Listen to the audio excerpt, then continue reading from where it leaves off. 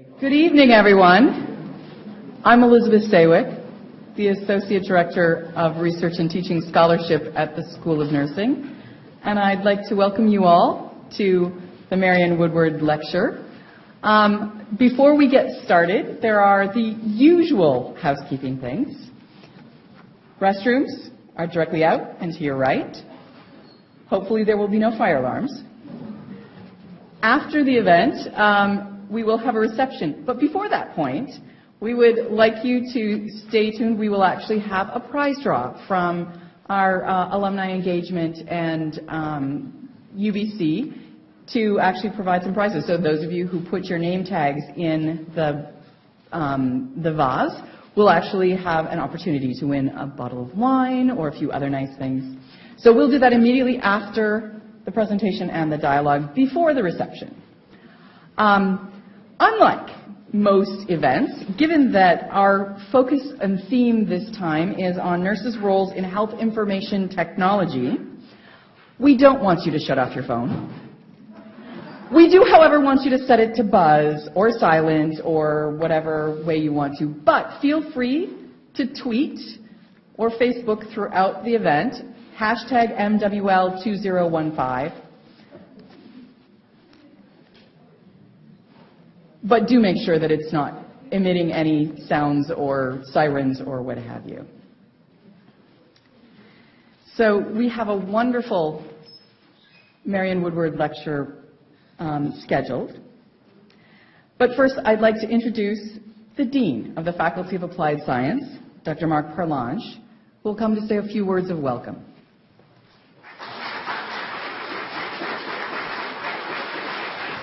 Thank you very much, Elizabeth. It's great to be here this evening. I think this is a very special occasion. I just wanted, as you see, we have our poster here, and this is the centennial of the university. In 1915, we admitted our first students, and in 1916, we actually graduated the first class. So apparently, I don't know if they were smarter or if things were easier, but they could go fast in those days. And so that was very special. What's very special is actually the Faculty of Applied Science was one of the founding faculties. And as I always remind people, the School of Nursing, which is part of the Faculty of Applied Science, is actually the oldest program of nursing in the British Empire. It's actually, Sally Thorne reminds me of that. So I don't know if Sally, if you're out there. Oh. No. So it's quite special. There's a number of things exciting things that have been going on this past year, and many of you have been working very hard on the Masters of Health Leadership and Policy, and so we're very excited to be welcoming the first class this coming January. So, and I'd be happy to talk more about it. But I think this coming year is going to be a special year. There's for nursing on November 19th. There's going to be a history occasion to look at the history of nursing at UBC, and so I hope that many of you will be able to come out for that. And in the spirit of this anniversary, we have a short film, and I don't know if I'm supposed to push. Nope. Push out of the way. That's my job.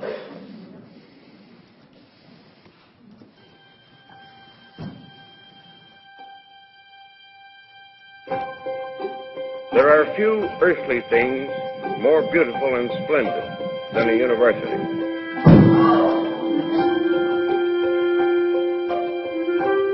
There are few universities that can claim to have grown to the stature of UBC in some... You're supposed to use the force and just see it by all that kind of stuff.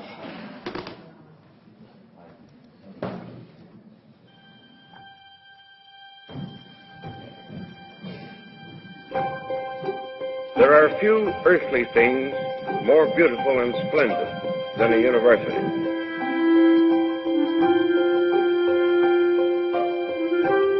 There are few universities that can claim to have grown to the stature of UBC in such a short span of time.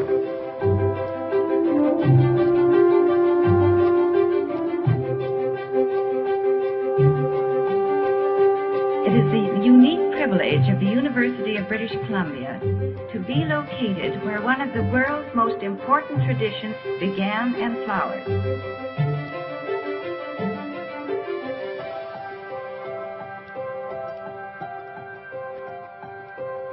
At this significant milestone, we should acknowledge and praise those who founded the university.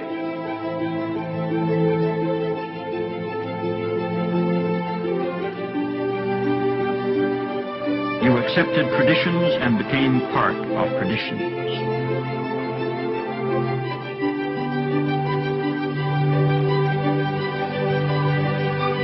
Every last citizen is, in fact, a part owner.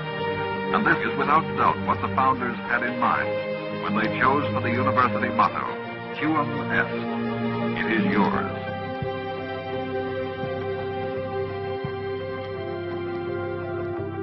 It is a place where those who hate ignorance may strive to know, where those who perceive truth may strive to make others see.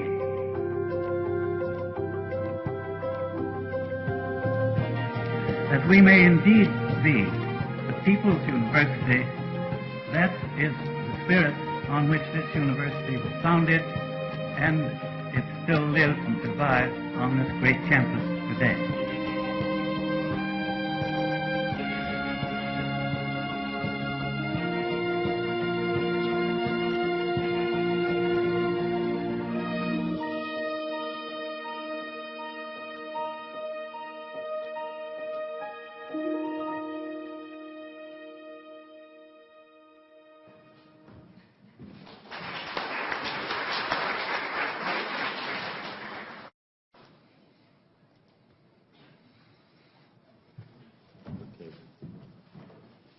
Thank you. Thank you very much. Technology, isn't it wonderful? And now I'd like to introduce our school's director, Dr. Suzanne Campbell, who will also say a few words of welcome.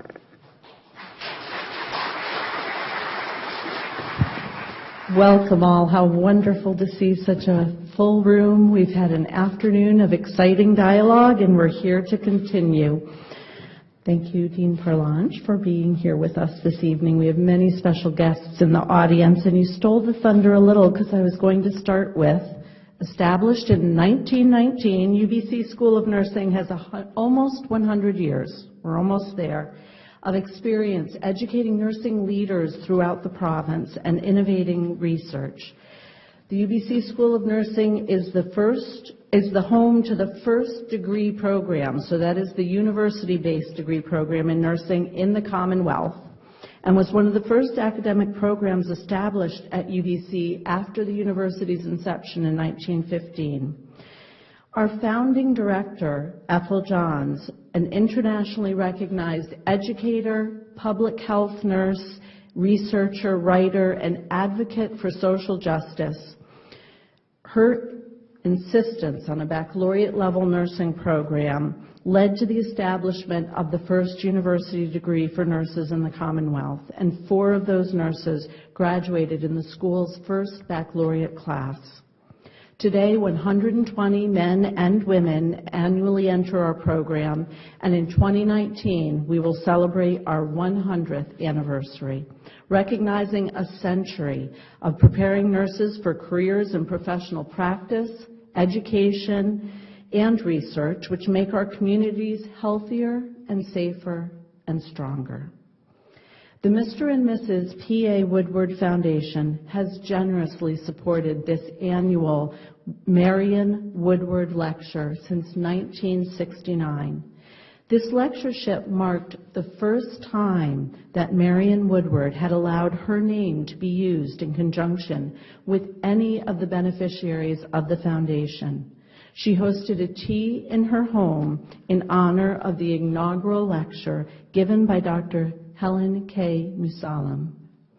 Mrs. Woodward was able to attend the first lecture in the series before passing away the following year. We're very grateful to her that this tradition has continued to bring our community partners together, our nursing students, faculty, researchers, and leaders throughout the province, as well as many of our health professional interdisciplinary colleagues. So at this time, I just want to say a more general thanks to all of those of you who support us, our many donors, alumni, and friends of the school, and I thank you for being here to share in this very exciting evening. Thanks so much.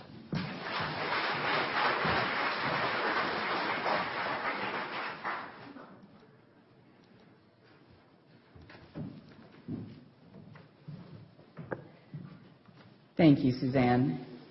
It's my privilege to be able to introduce this year's Marion Woodward Lecturer. Dr. Robyn Tamblyn is a professor in the Department of Medicine and the Department of Epidemiology and Biostatistics at McGill University. She's a James McGill Chair, a medical scientist at McGill University Health Center Research Institute, and the scientific director of the Clinical and Health Informatics Research Group at McGill. As of January 2011, she also became the scientific director at the Institute of Health Services and Policy Research at the Canadian Institutes of Health Research. Her groundbreaking research on educational outcomes has elucidated really important relationships between health professional training, licensure, and practice that have subsequently guided credentialing policies. Her work on prescription drug use, its determinants, and computerized interventions to improve drug safety have been recognized internationally. She leads a CIHR-funded team to investigate the use of e-health technologies to support integrated care for chronic disease, and co-leads the Canadian Foundation for Innovation Informatics Laboratory to create advanced technologies to monitor adverse events in populations and to create new tools to improve the safety and effectiveness of healthcare. Her work is published widely, of course, in the Journal of the American Medical Association, the Annals of Internal Medicine, the British Medical Journal, Medical Care, Health Services Research, among others. She's been awarded the CHSRF KT Award for her research in improving the use of medication, as well as the ACFAS Bombardier Award for innovation in the development of a computerized drug management system. Please join me in welcoming Dr. Robyn Tamblyn.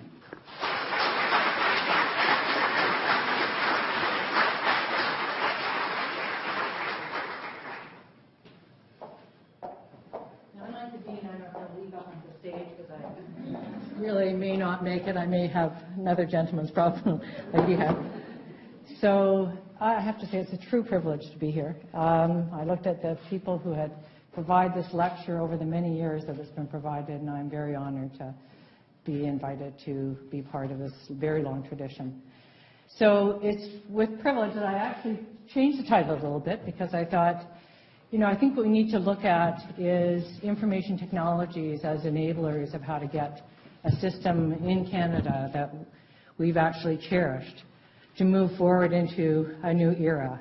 And I see this as maybe not quite a disruptive technology, but as one that can assist us in transforming the way we deliver care. And with that in mind, in fact, I want to just give you a little bit of context of where we're at. So Canada, like many other nations, has experienced a rapid growth in healthcare expenditure. Only part of this is explained by an aging population. The only country that outstrips us in terms of per capita cost is the United States, but we are well in the bunch of becoming quickly unsustainable health spending to provide health care. And if we look at what's contributing to this expenditure, it is really the increase in new technologies and broader coverage, which is, if anything, still shortchanging our aging senior population, where we're not providing home care, we're not providing pharmacare, or at least we're doing it in a very patchwork way, and we're not supporting long-term care. So we're in trouble. And other countries have been in trouble as well.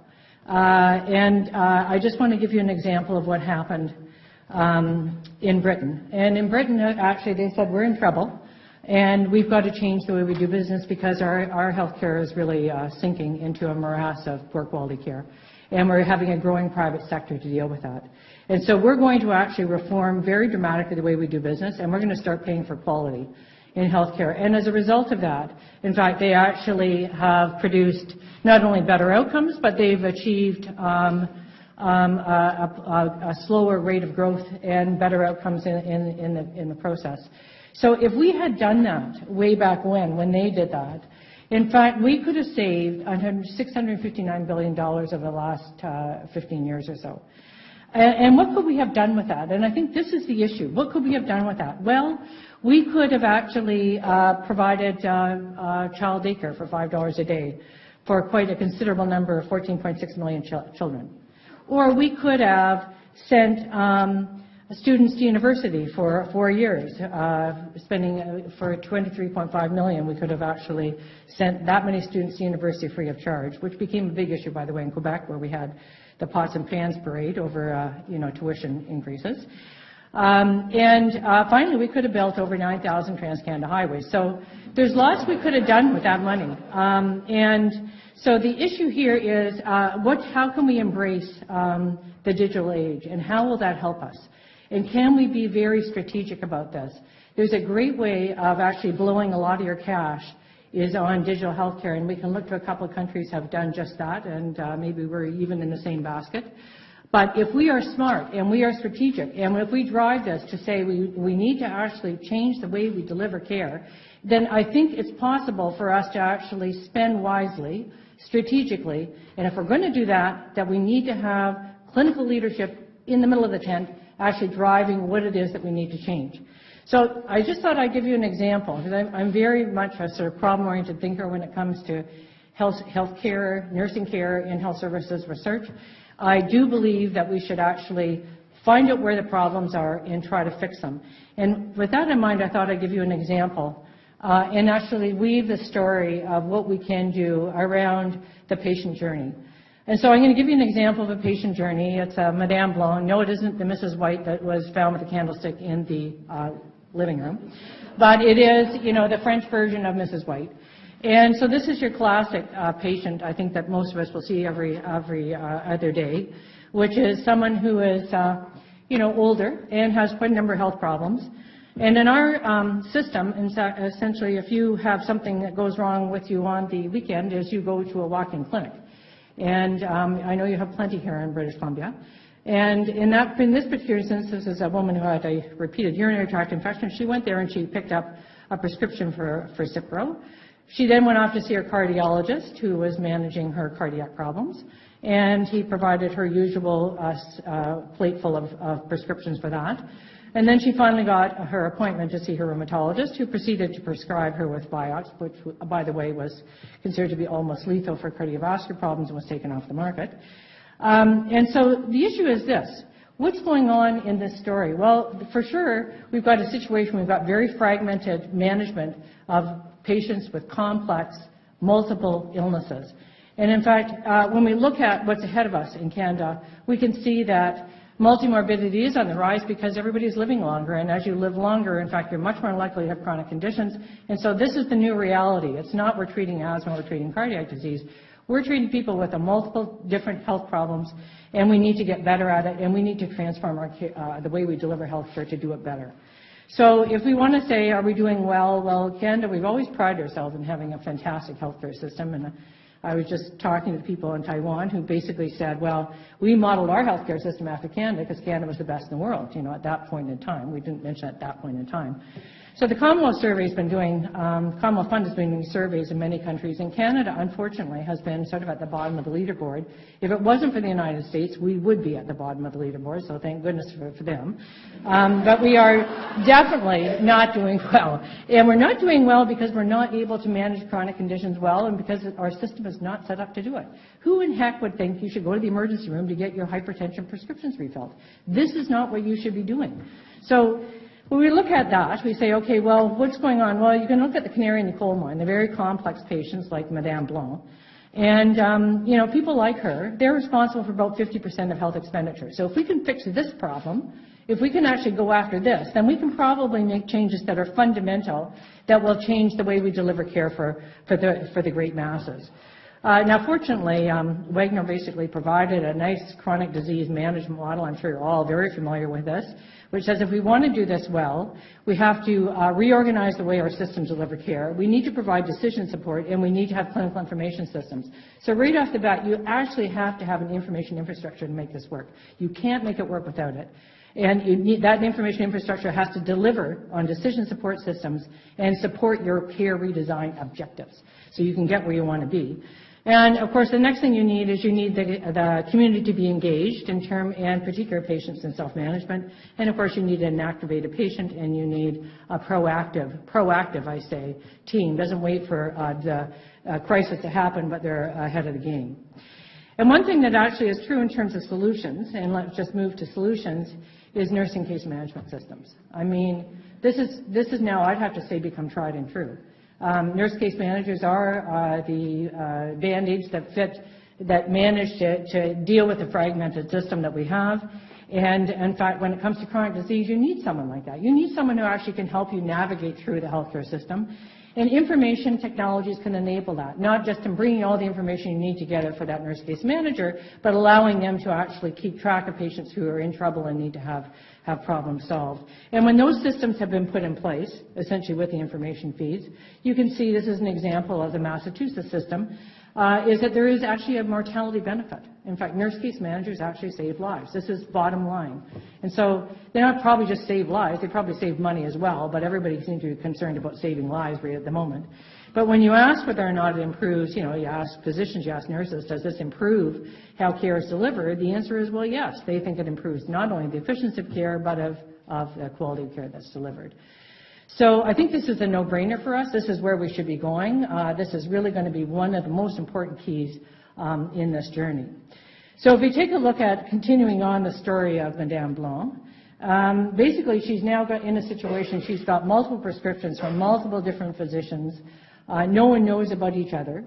And basically she does what most patients do, is they put them, she puts pills into a bottle because she has a small purse. She can't carry around that entire truckload of medication in all the bottles. So she puts them in her purse. And what's unrecognized here is that there is an interaction between her Cipro and the fact that she's on her warfarin or her Coumadin. And as a result of that, she actually develops symptoms of a stroke, is rushed to the hospital, where she's seen by the triage nurse, who basically says, I wonder what medication she's on. The triage nurse calls the pharmacy, and the pharmacy says, well, I don't really know, and the only thing we dispense for her, because she went to 3 different pharmacies, is this drug. So no one really knows at this point what she's on, and she's unconscious. So life moves on for her. And now we look at the issue of now how can we start to try to deal with this. As you've already heard, of course, this has been a bit of a preoccupation of mine, mainly because it's such a mess. It is just a mess. The prescription drug management piece is the most deplorable thing I've seen. And if you look at the problems here, we've got 2.5 million hospitalizations in Canada each year, and of those, 19 to 23% of discharged patients will have adverse events within 30 days. Within that, 14.3% of them are going to be readmitted, and about 2/3 of those are going to be related to prescribed medication. And not surprising, people go in and out of hospital because things aren't working well for them, they get their medication changed, no one follows up, blah, blah, blah, we get into real trouble. So if you look at it, and the cost of that is about $2.6 billion a year. Now, that's not much in a $220 billion budget, but this is just talking about the actual cost of hospitalization, not the cost to human life and misery. So if we look at, opportunities to prevent, well, there seems to be a lot. Well, a couple of things. One, when patients tell their clinicians about their symptoms, they're ignored. And so drugs aren't changed when they should be, when they're having trouble. And most people don't want to talk about that anyway. They don't want to admit that they actually just abandoned that treatment because it wasn't working too terribly well. So there is an opportunity here for prevention. And if we look at the issue of multiple prescribers, you can see that once you start getting multiple prescribers in the system, all hell breaks loose because you have no way of actually knowing what everybody's doing. And in fact, sadly, because of the fragmented care we have and the fact for complex patients, they're going to see many different people, is the vast majority of patients have more than one prescribing physician. And now we have pharmacists also prescribing, and maybe nurse practitioners also prescribing, so now everybody's in the mix prescribing, not knowing what each other is doing. So I think part of the solution here has got to be that we have to have a shareable. We talked about this at dinner. I think we talked about it a little bit earlier in the afternoon. We need to have a shareable electronic health record. And we need to actually have alerts so we don't have to get people to memorize a compendium of 360,000 drug interactions. Let's forget that plan. And say we need computers to do this for us because it's information overload. And so we need to get that done. Now, one thing that has really excited me is the fact that Canada, courtesy of Infoway and the provincial investment, has created drug repositories of all drugs, all people, in each and every jurisdiction. Now, in our jurisdiction, no one has access to it because you have to have a complicated key arrangement, yada, yada, yada, so we don't actually have access to this. But in theory, in fact, this information all is in a repository, and BC was the first in 1996 to actually put one of these in place, made it available only to pharmacists. The physicians had to, and ER team had to actually go almost to court to get access to the PharmaNet repository. tales out of school. But anyway, the bottom line was this is fantastic information, because that means at the moment of care, you can actually pull up what that person has been dispensed so you can take a look at it. So I don't know if anybody in this audience, I'm sure you all have had experience with this and have been able to access this, but this is a phenomenal resource that no other country really in the world has been able to do this. So this is a phenomenal opportunity. And so that means that you can actually pull up, and here's an example of pulling up and looking at someone's drug profile. You can look at the drugs that are prescribed by different people. You can look at how many pharmacies are involved. You can look at drugs that are prescribed that were never dispensed. No wonder this person's not getting better. They never filled their prescription. And so when we've tested this, we actually provided this as have the last decade in an ongoing sort of research program in Quebec, is that we found that clinicians access this drug profile in primary care, both nurses and physicians who are involved there. And it was really interesting because they accessed it for people. So the highest income people were less likely to have access. So they accessed it for the obvious, right? When people are on multiple medications, they want to know what they're on, and when they're lower income. So this is a disequity equilibrium that's being created through information technology. Everybody worries that it will increase inequities in healthcare because maybe some will have and some will not have computers, but the bottom line is this, is that information that is much more accessible for high-risk, fragile, complex populations, that's where the money is and that's where people go because they know they're harder to manage. So I think this was really very good news.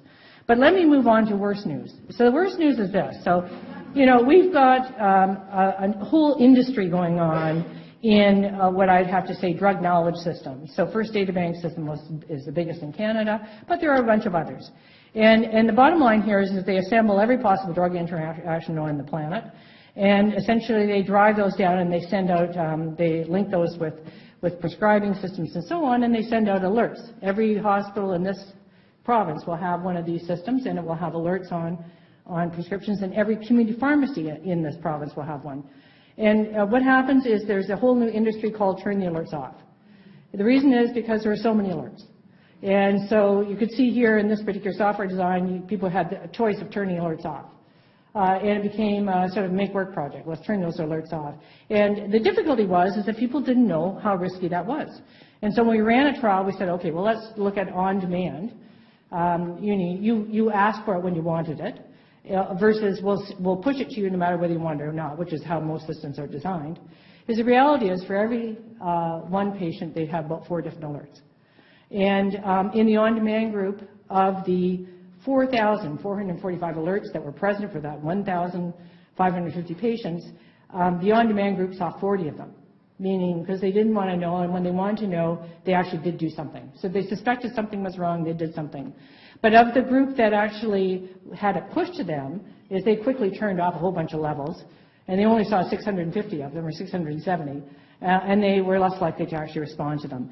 So what's the future for this? I mean, this is really not something we want to do, and I think as anybody who's a nurse in the room has probably been in a situation where there's machines that are alerting you all the time, right? And so there is this alert fatigue that goes on. So we have to get smarter. This is a dumb knowledge system. It just says, I'm going to take everything that's in a book and I put it online and I'm just going to alert the shit out of you.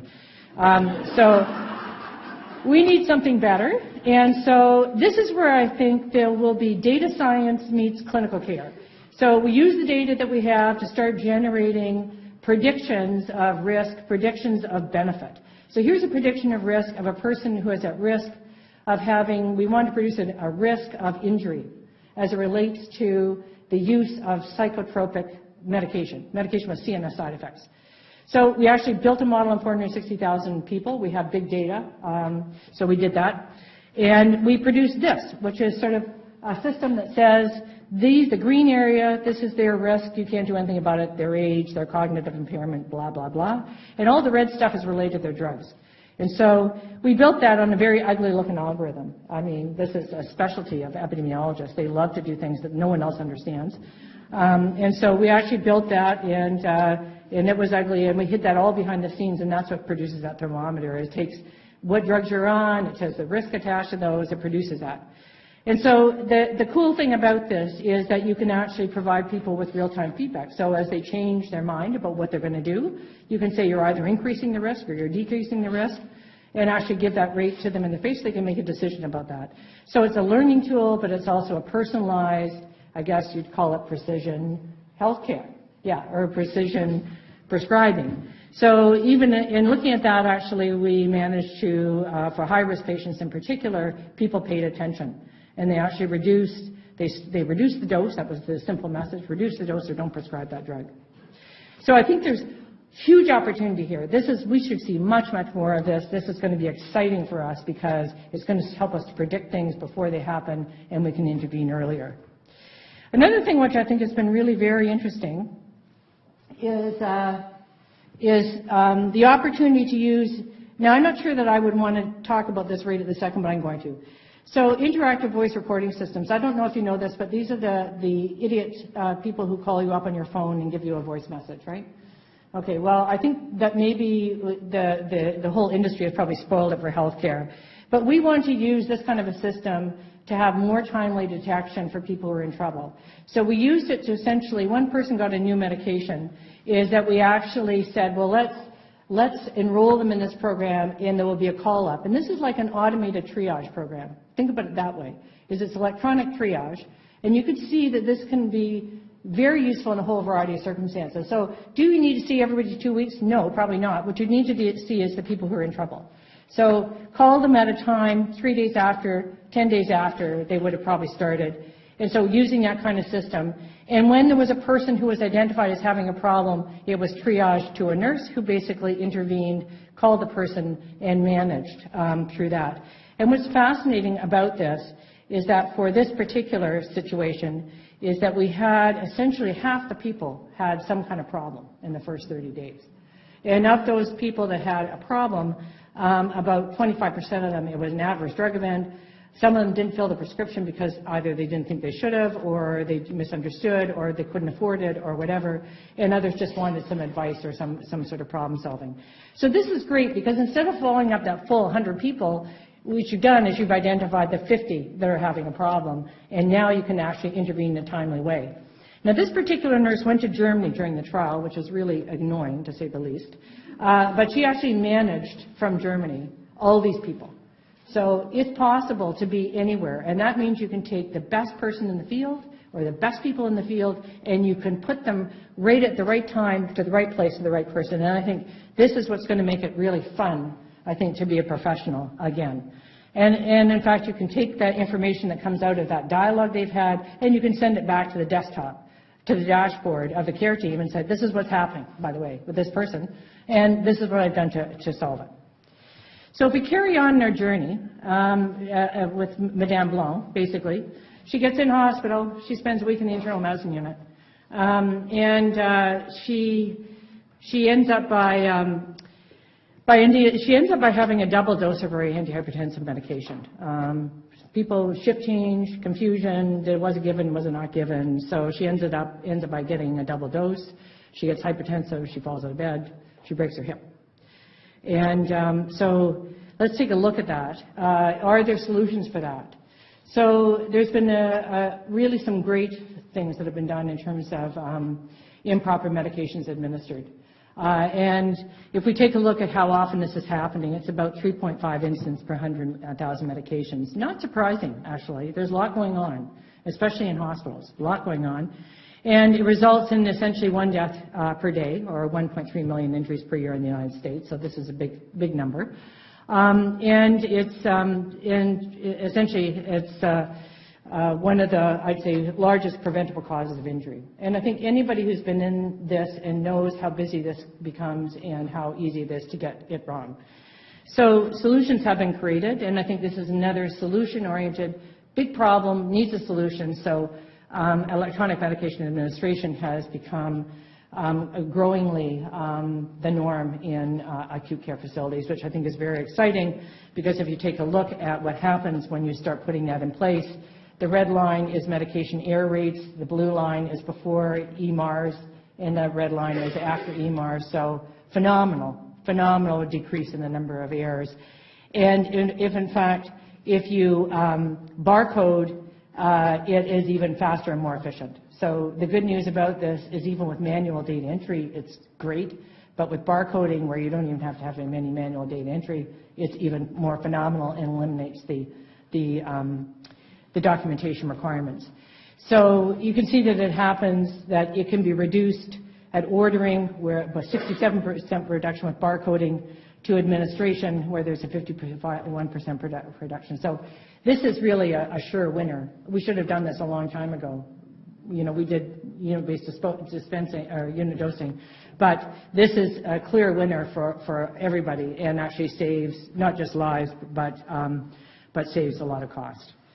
So continuing on in our journey, where she breaks her hip and she basically gets sent to orthopedics, where she has surgery, and there was some confusion in the transfer, and they actually sent the original list of medication and not the one that she was really on. And so as a result, when they went to write the discharge prescription, they ended up by putting her back on her Coumadin when she shouldn't have been on the Coumadin because she had a hemorrhagic stroke. And so not only that, but the prescription was illegible. And so the pharmacist basically doubled the dose of Coumadin above and beyond what was there before. And needless to say, she's back in the hospital again. So are there ways of preventing this? And I think the answer is yes. So the problem here is nursing workload. It's massive and getting worse, I'd have to say. The number of hours per day a nurse spends with a patient is about 8 hours a day. And if we look at what they're doing, in fact, they're doing medication administration for 36% of the time. Well, good Lord. In fact, we could actually use that EMR system like right away. That should be a burning issue in our country. And they're spending 7% on documentation and only 19% in patient care. A lot of stuff in care coordination because of our broken up system. So a lot of calling you have to make to actually organize things. So needless to say, there's a lot going on in the life of a busy nurse in a hospital this day and age. So if we look at how we can actually improve things, we've got devices and technology that are really interesting. And if we look at nursing documentation and how it's trying to actually computerize documentation, the good news about that is nurses gain, physicians lose. So the time spent in documentation when it's computerized is much less for nursing than it is for physicians who have to spend more time.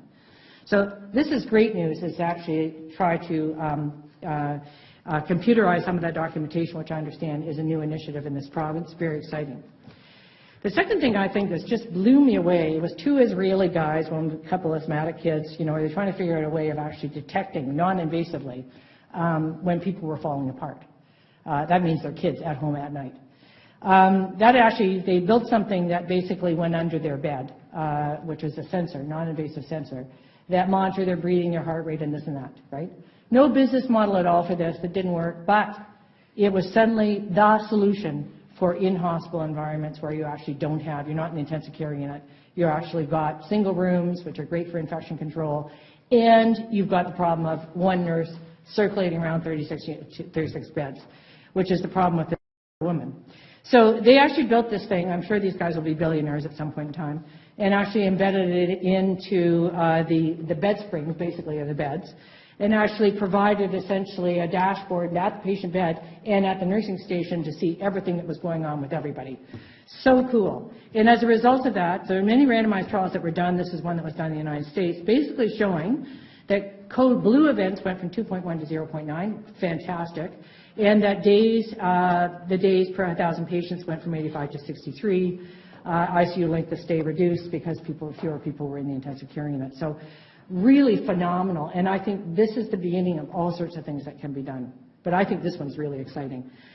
And finally, when it comes to hospital unit transfers, of course, there are lots of issues here. Adverse events related to patient transfers are often related. Here's I think this is I can't remember which state, Massachusetts, I think. Essentially, their reporting system for adverse events basically showed that most of it was communication, then there were issues related to intravenous lines and tubes that were improperly managed during the transfer, and then monitoring techniques. So how do you improve communication? Well, there are a number of solutions. One is to use more standard, train people using a mnemonic, and this was published in the England Journal because they were from Boston, no griping there. Anyway, so use the mnemonic and train and sustain people. So that's okay, but that's not as sustainable. Here's another solution, and we had a discussion of adoption earlier. It was called VSI in the Flow, which allows you to see what's going on, and Flow allows you to message. It's like a tweeting program amongst the care team. That's kind of the way I think about it. So, you know, as you have something, it tweets to other members of the care team, and you can push the tweet to everybody or just to a particular person. And you can use that for sign-off, and you can use it for discharge notes, you can use it for documentation, and you can use it for handoff documents. So this was a BYOD. Anybody know what BYOD is? Bring your own device. Okay, so this is a bring your own device. You brought your own cell phone. And in fact, this was available. They didn't do any training. They didn't do any advertising. In the first 6 months, they had 765 users. And more begging to lock in, load on. It was very easy to use, and it produced this kind of a handoff report. So when they tried it out, let's say in the intensive care unit, you can see this is one of those social network diagrams, which is a postdoc of mine actually did this. I don't even know how to do these things, but in any way, you can see that there's a lot of players involved, and those players, which represent residents, physicians, medical students, nurses, and others, you can see, you know, that this facilitated communication amongst the team, even in the intensive care unit, which is kind of a closed environment, to say the least. But people are all over the hospital and come back and forth, so it's a very cool tool. Now I'm going to have patients to the whole thing, which is kind of fun, and then consider experimenting with that after discharge and actually using it that way to support the virtual care team that's in the community. So pretty exciting. So there's lots of things out there that I think are coming our way. In terms of transitions in care, we know that there are issues at discharge. Anybody who's been here for any length of time, a couple of weeks, will realize that there are problems. Anybody who has someone that's in their family that's just been discharged from hospital also knows there are problems. And in fact, so in terms of care transition medication errors, this is a huge issue. It accounts for lots and lots of adverse events, many of which are preventable. I won't read through this. You can read it yourself. But and that's led to Accreditation Canada and JCO in the United States basically saying, thou must do medication reconciliation. That's a requirement. Everybody has to have it. And by 2018, every person admitted, transferred to discharge has to have medication reconciliation done. Big job. I don't know how many here have been involved in this, but it is time-intensive, labor-intensive to do it. So are there solutions? And in fact, I think there are. A computerized assisted medication reconciliation. So this way you take those lovely repositories, Barmanet, and you go suck the data out of there, and you just pre-populate the community drug list so that you already have it already. You don't have to have people re-entering it. You know, in our hospital, 5 different people take 5 different medication histories, and they enter it on paper, for God's sakes. You know, so this was a lightning bolt to them. Oh, we can just retrieve it. You know, one click, and you can retrieve this kind of stuff. And then you can actually retrieve the information from the hospital, and you can line it up so you can see what was in the community, you can see what was in the hospital. You have to have a whole bunch of rules about this, but nevertheless, you can actually line it up and you can just see what you want to do. You can see the things that are missed and that you should maybe prescribe in the hospital, and you can actually manage the discharge prescription this way. And moreover, when you decide you're going to change stuff, you can actually ask for people to comment on why it is that they're changing, essentially stopping or modifying medication, so you can actually communicate that back out to the community so that they don't re-prescribe it, like the Coumadin re-prescribing for her hemorrhagic stroke. In any event, so in fact, you can actually turn that into a typed, legible, I modified this, I stopped this for this reason, I changed this, I'm continuing this, I'm doing this new stuff. So this is all possible to facilitate communication during the transitions. Ideally, these kind of things, and I don't know this will happen in your Connect Care, can actually be transferred directly out to the medical records in the community. That's what it should happen. Right now we're using the fax machine as a mechanism of doing that. But the good news about that is for medications that are stopped where no one's ever communicating about those, is in fact it actually is seeming to be working in reducing the number of medications that are stopped that are continued. So of those that are stopped in normal, usual care, about 15% of them are going to be re-dispensed to probably great harm, which I'll tell you about later, should we ever finish this trial with me staying mentally intact. So I just want to finish up with a few things, and that is, like, what about community care? I've talked a lot about hospital care. I think hospital care is where we have a lot of opportunity to make some changes, but to me the most exciting thing is in community care. So I'll just give you Mr. Smith. And Mr. Smith, the whole issue here is you've got people in rural or remote or inaccessible. They're having trouble getting in. They don't want to come into the downtown area to go to the hospital, find parking, yada, yada, yada. Because we can do this differently. And I think we all know we have an aging population. I don't need to tell you that. And so the thing that I think is going to be, and we came up this afternoon, is online health care. We're going to be empowering consumers to start taking care of their health. And we're going to be able to biosense, biomonitor, you name it, we're going to be able to do it. So we talked about patient portals as a way of going. This is a trial that was done both in asthma and COPD. So it allowed essentially exchanges between nurse case managers who manage patients and what was going on in the community, so that there can be a two-way exchange between people. It doesn't really work if people are just entering their data. It's the compulsive well that enter their data religiously in some sort of document. So the people who really want to have input, they enter their data because they know someone will look at it. And they feel secure. So qualitatively, they feel more secure because someone's watching. Someone's watching what's going on, and they're excited about the fact that if they get into trouble, someone will step in. And nurses, we can organize their care. So here are some people who are in the red zone because things are going on. You need to call them first. Let's organize your day so you can hit the people who it will really matter. And you can actually highlight and deliver action plans. We call the precision message from nursing. You know, here you go. This is what you should be doing.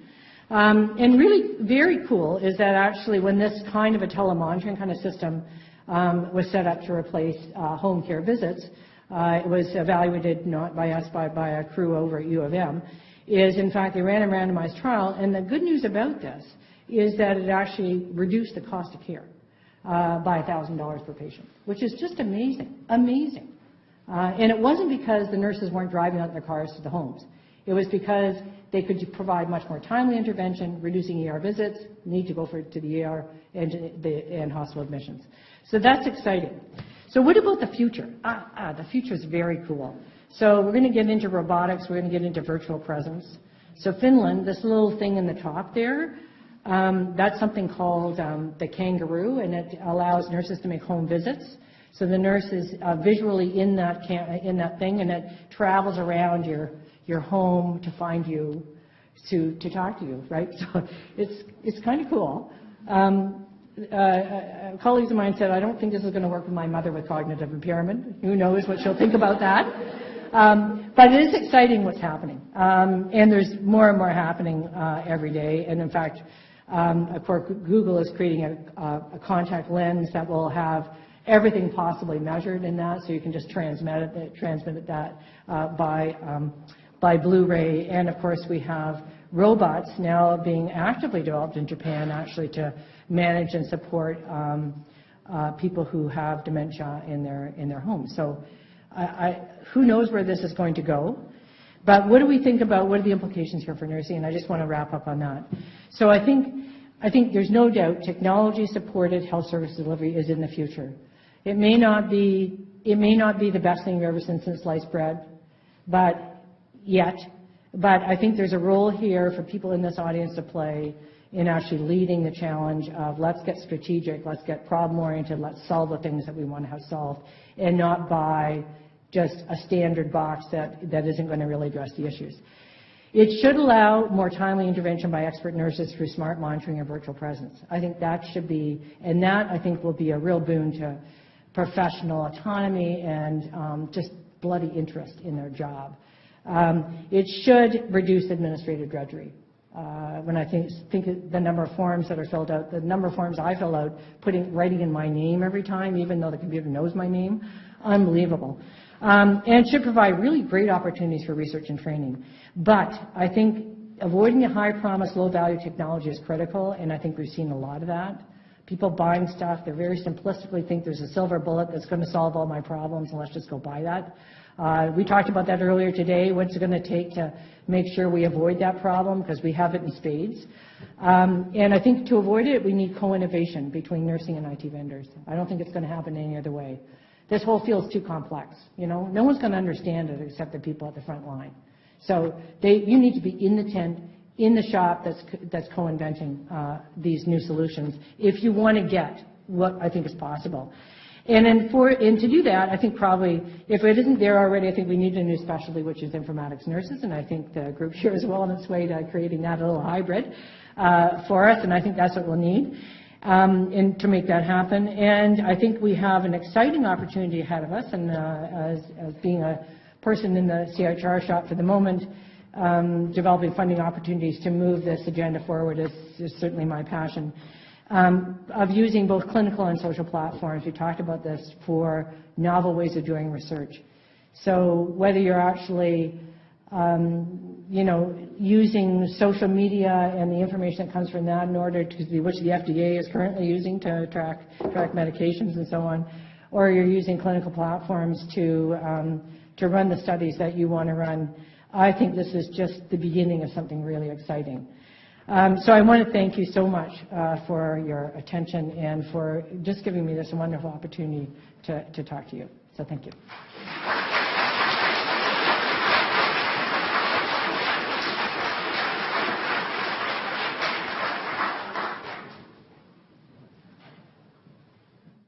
I think there's a time for questions. We have time for a few questions. And we have microphones.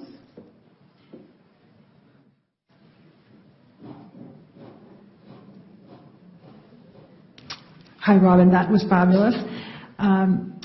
I really appreciated the very clear and profound nursing lens that you brought to that conversation through the whole, and I think that's often a part that we don't hear as loudly and clearly.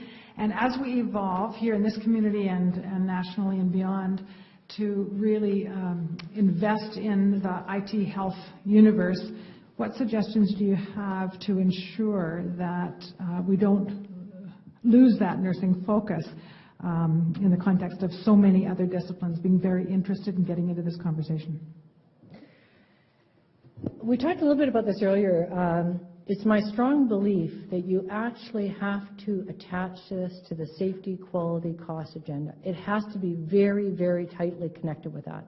If you don't tightly connect it with that, what are you trying to accomplish with this? Be very clear on that and pushing that agenda. What are we wanting? Where are we at right now? Where do we want to be? And is this technology going to do it for us? Or what technology do we need to do it for us, if anything, right? So I think that has to be really clear. And we've been very lazy, we as a collective, lazy in producing that thinking process. And I think we're seduced by maybe by vendors who basically are promising you everything will snow in July here, just press that button. I think we've been seduced by that. And we just have to put our thinking hats on and say we have to make sure that that's aligned. And I think the issue here is at the top leadership. The top leadership is old people like me who basically don't necessarily know the business. They're swayed and seduced by the silver bullet promise.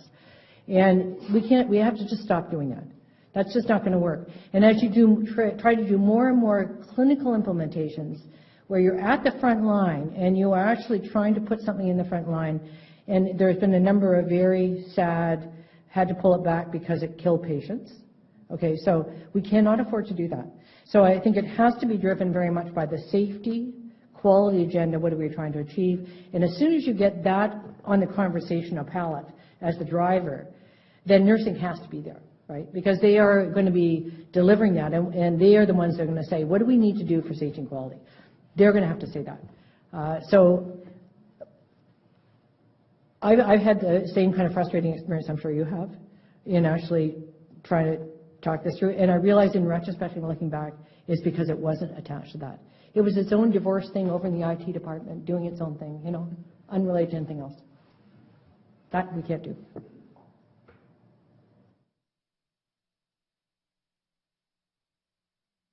There's probably refreshments outside. There are. So thank you very much. Take the opportunity for further conversations with Dr. Tamblyn later. Thank you very much. Thank you. Yes. Don't go away. We need your help.